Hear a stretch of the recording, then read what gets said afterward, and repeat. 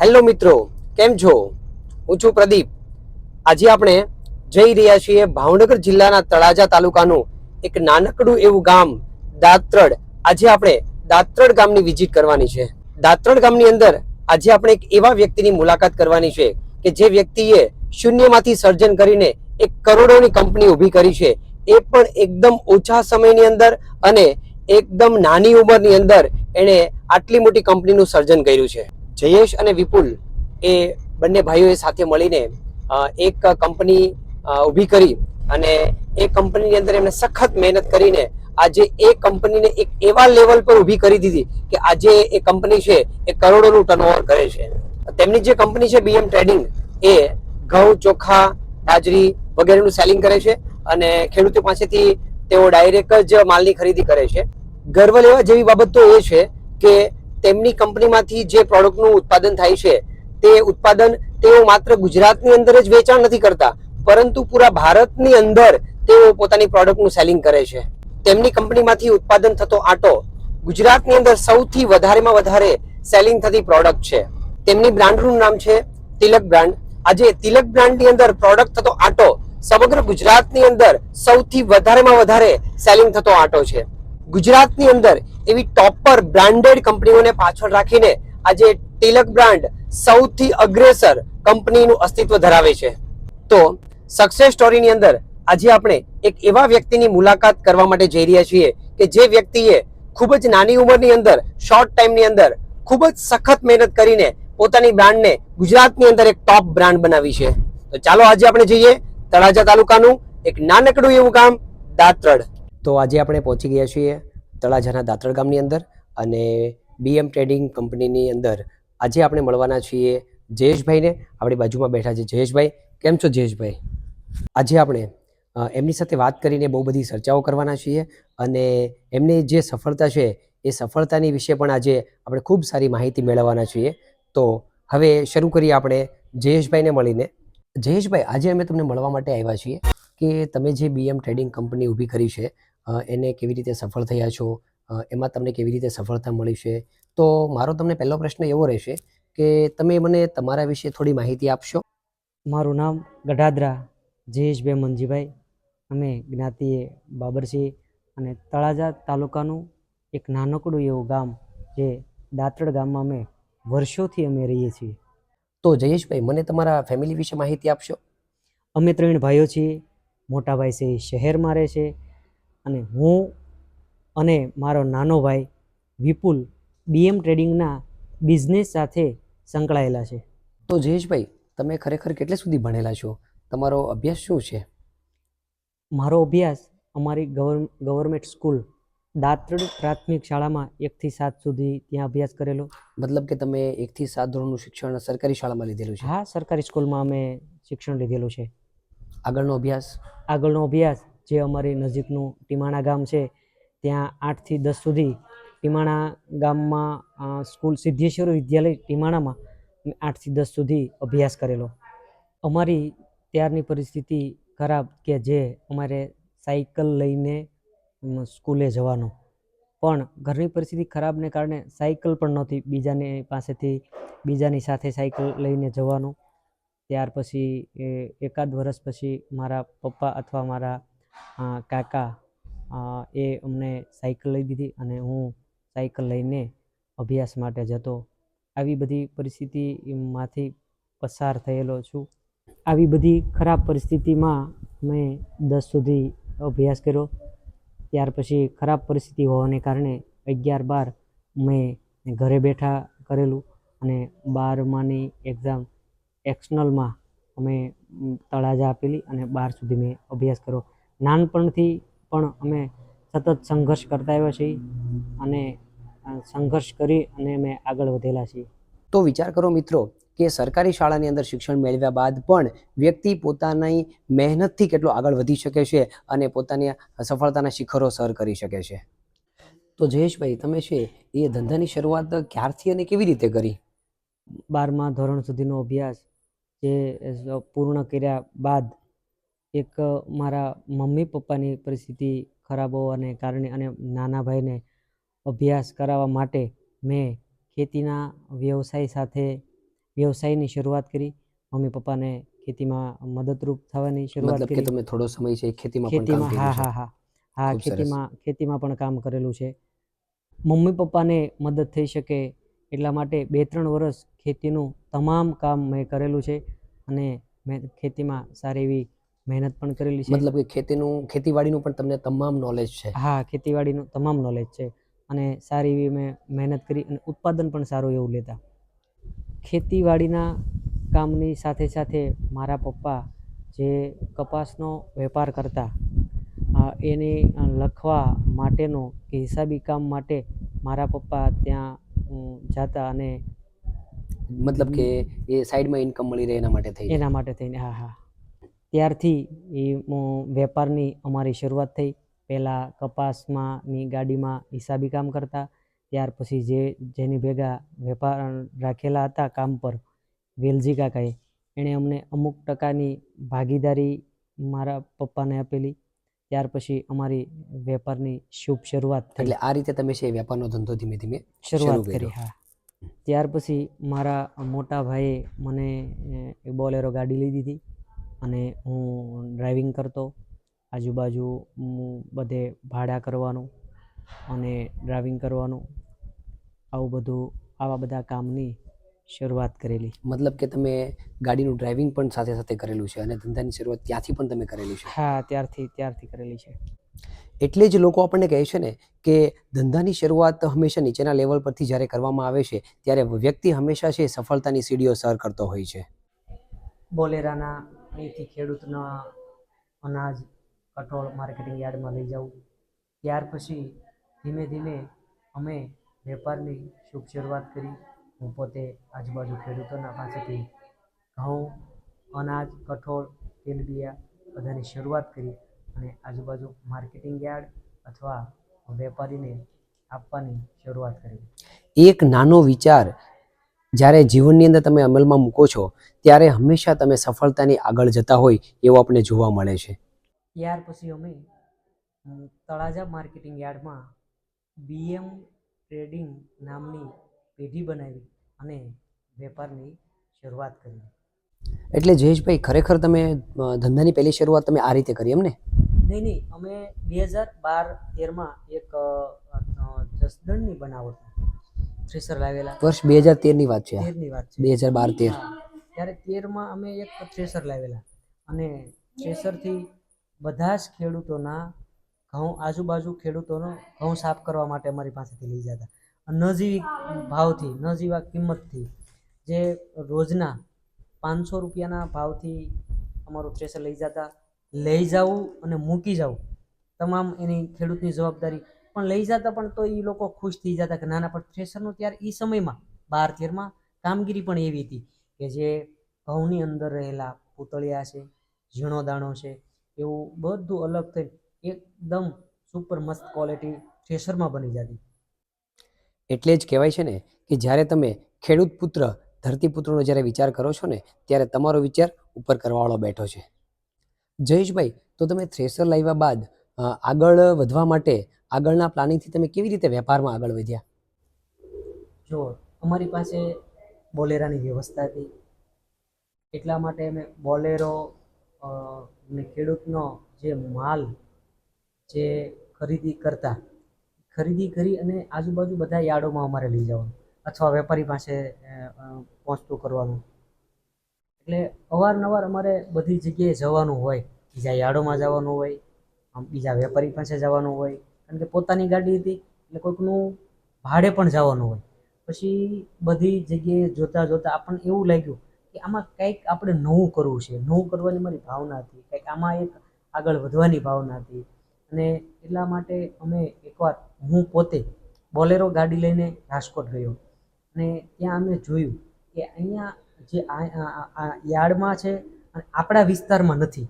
એવું હવે અમે નક્કી કર્યું કે એવો એક અમે મશીન જોયું કે જે ઘઉં તલથી લઈને ચણા સુધી જે સફાઈ થાય એવો એક પ્લાન્ટ જોયું.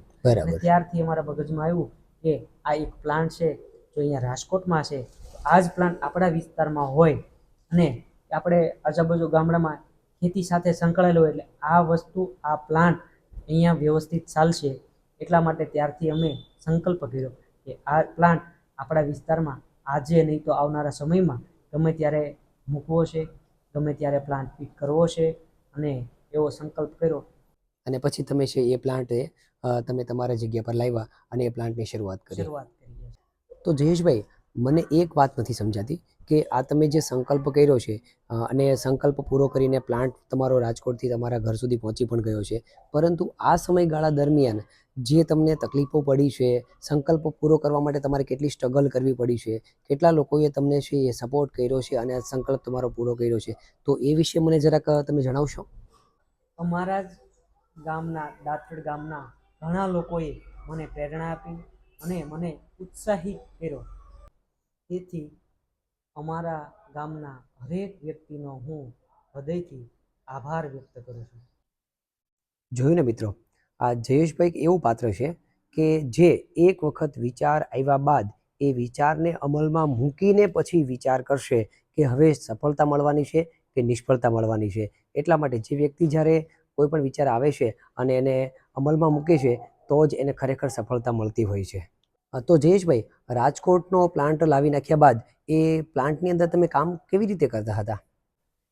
જે અમે રાજકોટથી પ્લાન્ટ લાવ્યા, ક્લિનિંગ પ્લાન્ટ, એમાં તલથી લઈને સણા સુધી બધી વસ્તુઓ સફાઈ હતી. અને જ્યારે અમે લાવ્યા ત્યારે એની કેપેસિટી 1200 કિલોની હતી.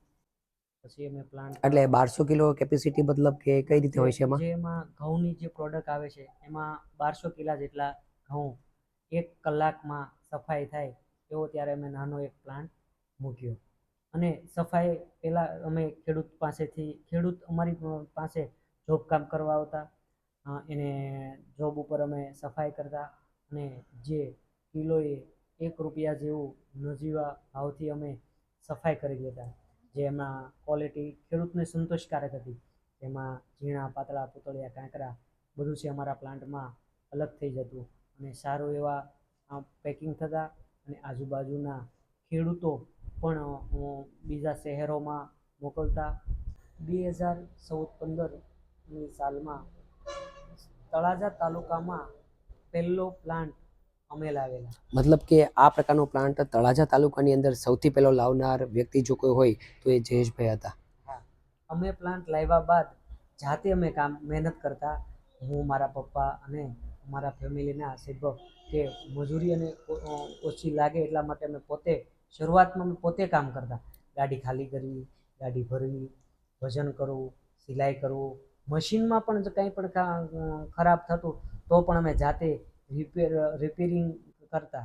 મતલબ કે પ્લાન્ટ આવી ગયા બાદ મેન્ટેનન્સ ન ચડે એના માટે થઈને, મજૂર ન રાખવા પડે એના માટે થઈને આખો પ્લાન્ટ છે એ તમે જાતે રન કરતા હતા. હા, જાતે.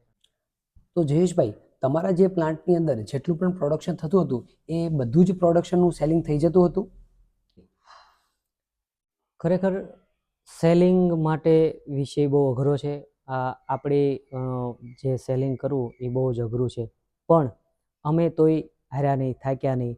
અમે અમારા જે ઘઉંના સેમ્પલ લઈને બધી શોપમાં, બધી દુકાનોએ, દાણાપીઠમાં, આજુબાજુ શહેરોમાં બધે અમે પોતે જાતે સેલ્સમેન જે કામગીરી કરે એ કામગીરી અમે પોતે કરેલી છે અને અમે પોતે બધે સેમ્પલ બતાવી અને સેલિંગની શુભ શરૂઆત કરેલી છે. તો જયેશભાઈ, તમે જે આ ઘઉંના પેકિંગ કરો છો તો ઘઉંના પેકિંગની સાથે સાથે તમે આ સેલિંગની શરૂઆત કેવી રીતે કરી? અમે સૌ પ્રથમ જ્યાં સુધી ખેડૂતનું જોબકામ હોય ત્યાં સુધી ખેડૂતનું જોબકામ કરવાનું. પછી અમે એવું નક્કી કર્યું કે ભાઈ જોબકામ કરવાનું અને પોતાની બ્રાન્ડના નામના આપણે પેકિંગ કરવાના. એટલે આજુબાજુ ખેડૂતો પાસેથી મેં ઘઉં લેવાનું શરૂ કર્યું. ત્યાર પછી અમે એક BM દાત્રડ નામની એક અમારી પોતાની બ્રાન્ડ અને ઘઉં આટામાં એક અમારી હરિતિલક નામની બ્રાન્ડ, અમે 2 બ્રાન્ડની બનાવવાનું નક્કી કર્યું અને ઘઉંમાં અમે ઘઉં પેકિંગ કરવાનું શુભ શરૂઆત કરી. જયેશભાઈ, અત્યારે જે તમારા ઘઉંના પેકિંગનો પ્લાન્ટ શરૂ છે તો એ પ્લાન્ટની અંદર હવે આગળનો તમારો શું પ્લાનિંગ છે? એમાં પ્રદીપભાઈ એવું છે કે હવે અમારું એક આગળનું આયોજન એવું છે કે જે આ ઘઉંની અંદર મિલબર ક્વોલિટી, જેમાં વેસ્ટ ઘઉં નીકળે છે તો હવે એનો માર્કેટમાં વેપાર કરવાથી અમને પૂરતો ભાવ મળે નહીં.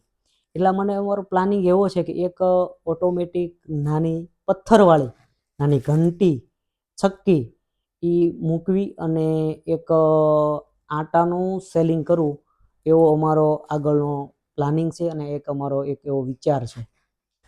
તો જયેશભાઈ, મને તમને એક સવાલ પૂછવાની એવું લાગે છે કે મારે તમને સવાલ પૂછવો જોઈએ કે આ બધું જ આટલું બધું પ્રોડક્શન તમે જે કરો છો એ પ્રોડક્શનનું સેલિંગ કરવા માટે તમે લોકો સુધી આટલો માલ કેવી રીતે પહોંચાડી શકો છો?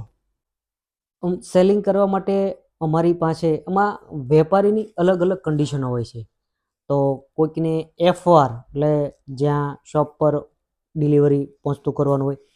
ઘણા વેપારીની એવી કન્ડિશન હોય કે અમારી મિલ પર આવીને એ લોકો ભરી જતા હોય છે, લઈ જતા હોય છે, આવી રીતના અલગ અલગ. અને અમારી પાસે ઘણી વખત કોઈ વેપારીને અર્જન્ટમાં જરૂરિયાત માલની પડતી હોય તો અમારી પાસે પોતાના પાસે એક બોલેરો ગાડી, એક કેરી ગાડી અને એક આઈસર એવા નાના મોટા વાહનોની પણ અમારી પાસે વ્યવસ્થા છે. ના ના ના ના એ વાહનો અમારા પોતાના છે અને એને લોકો અમારા વેપારીને ટાઈમસર ડિલિવરી મળે એના માટેની અમારી પાસે બધી વ્યવસ્થા છે. બરાબર, મતલબ કે લોકો સુધી અને વેપારી સુધી છે ટાઈમસર ડિલિવરી પહોંચાડવી અને એક વિશ્વાસ આપણે જાળવી રાખવો એ જ આપણા માટે મેઇન વસ્તુ છે. ના ના બરોબર છે. જયેશભાઈ, અત્યારે જે તમારા ઘઉંના પેકિંગનો પ્લાન્ટ શરૂ છે તો એ પ્લાન્ટની અંદર હવે આગળનો તમારો શું પ્લાનિંગ છે? અમારી પાસે પહેલાં એક ઘંટીની છક્કીની શરૂઆત કરી, ત્યારે એક સાદો પ્લાન્ટ હતો. ત્યાર પછી અમે એક 2 ઘંટીવાળો પ્લાન્ટ મૂક્યો, પછી 3 ઘંટીવાળો પ્લાન્ટ મૂક્યો, છક્કીવાળો પ્લાન્ટ મૂક્યો, પછી 4, એમ સ્ટેપ બાય સ્ટેપ અમે 8 ઓટોમેટિક 8 ઘંટી અને ઓટોમેટિક આખો પ્લાન્ટ ઓછા માણસોથી કામ થાય અને ક્વોલિટી જેમ જેમ અમારી બ્રાન્ડનું નામ આગળ થતું ગયું તેમ તેમ અમે પ્લાન્ટ છે એ મોટો પ્લાન્ટ કરતા ગયા. એમ અમે પથ્થરવાળી ઘંટીથી વધારતા ગયા અને અત્યારે હાલમાં જે અમારી પાસે પ્લાન્ટ સાઇઝ છે એ આખો પ્લાન્ટ ઓટોમેટિક છે અને એક વિશાળ ટેંકો છે. એમાં 100 ટન આસપાસ જે ઘઉંની કેપેસિટી માટેની ટેંકો પણ છે અને ફૂલ થી 100 ટન સુધીનો જે સ્ટોરેજનો ટેન્ક છે અને સાવ ઓટોમેટિક પ્લાન્ટ છે. અને અમારી બ્રાન્ડનું અત્યારે હરિતિલક બ્રાન્ડનું નામ અત્યારે સારું એવું છે અને અમારા પોતાની બ્રાન્ડથી લોકો અને ગૃહિણીઓ પહેલાં અમારી બ્રાન્ડથી નામથી આટો પસંદ કરે છે અને ક્વોલિટી પણ એક સારી ક્વોલિટી છે. એટલા માટે જેમ જેમ સેલિંગ વધતું ગયું તેમ તેમ અમે અમારો પ્લાન્ટ છે એ મોટો અને વિશાળ પ્લાન્ટ અમે કરતા ગયા. તો જયેશભાઈ, BM ટ્રેડિંગ મિલ ચલાવવા માટે જે કાચા માલની જરૂરિયાત રહે છે એ તમામ કાચો માલ જે છે એ આજુબાજુના વિસ્તારમાંથી મળી રહે છે? હા, કાચો માલ છે અહીંના જે સ્થાનિક ખેડૂતો પાસેથી, માર્કેટ યાર્ડ પાસેથી. છતાં અમારે કાચા માલની જરૂરિયાત પડતી હોય તો બહારના MP થી, ઇન્દોરથી, બહારના રાજ્યોમાંથી પણ કાચો માલ અમે લાવતા હોઈએ છીએ. તો જયેશભાઈ, તમારો જે બ્રાન્ડ છે હરિતિલક બ્રાન્ડ, તો એ પ્રકારનો જે આટો તૈયાર થાય છે તો એ આટાની ક્વોલિટી વિશે તમે લોકો સુધી અને વેપારી સુધી કઈ સંદેશો પહોંચાડવા માંગો છો? અમારી જે હરિતિલક આટાની જે બ્રાન્ડ છે એ વધારે વધારે અમારા ગ્રાહકો લે અને ટેસ્ટ કરે તો અમારી બ્રાન્ડ સૌથી સારી બ્રાન્ડ છે અને એ ગુણવત્તાવાળી બ્રાન્ડ છે. એટલા માટે અમારા વેપારી અને કસ્ટમરને એટલો સંદેશો પહોંચાડો છે એકવાર અમારી બ્રાન્ડ ઉપર વિશ્વાસ મૂકો અને ટ્રાય કરો તો તમને ખ્યાલ આવશે. તો છેલ્લે હું એટલું જ કહીશ કે એક વખત તમે જયેશભાઈની મુલાકાત લેજો, એક વખત BM ટ્રેડિંગ મિલની મુલાકાત લેજો અને તમને ખ્યાલ આવશે કે હરિતિલક બ્રાન્ડનો આટો છે એમની ક્વોલિટી કેવી છે. તો તળાજા તાલુકાની અંદર દાત્રડ ગામની અંદર આવેલી ફ્લોર મિલ કે જ્યાં જયેશભાઈ કામ કરે છે એમની એક વખત અવશ્ય મુલાકાત તમે લઈ શકો છો અને એમના વિશ્વાસથી તમે એક વખત એમની સાથે કામ કરી શકો છો અને એમના આટાની ગુણવત્તા સાથે વિશ્વાસથી તમે એમનો આટો વાપરી શકો છો. BM ટ્રેડિંગના ઓનર જયેશભાઈ, આપની મુલાકાત બદલ ખૂબ ખૂબ આભાર અને તમે આટલો સમય આપ્યો એ બદલ તમારો ખૂબ ખૂબ આભાર.